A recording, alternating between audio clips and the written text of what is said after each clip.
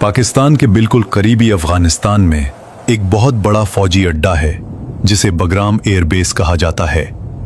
इसे दुनिया का सबसे बड़ा अमरीकी एयरबेस भी कहा जाता है।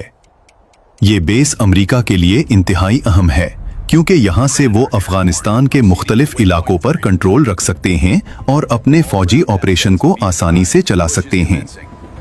अमरीकी सदर ने हर जगह कहा है कि वो ये बेस अफगानिस्तान से वापस लेना चाहते हैं क्योंकि ये बेस अमरीका ने बनाया था। लेकिन हकीकत तो ये है कि ये बेस असल में सोवियत यूनियन ने बनाया था।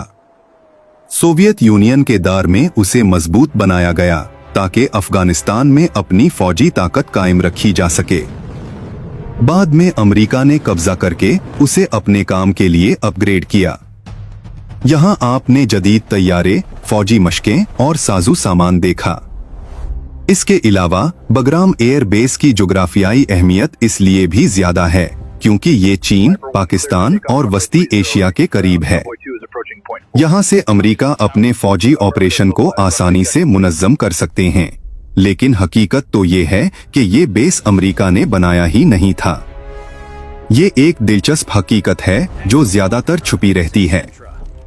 बगराम एयर बेस की ये कहानी आलमी फौजी और तारीख के दिलचस्प राजों में से एक है।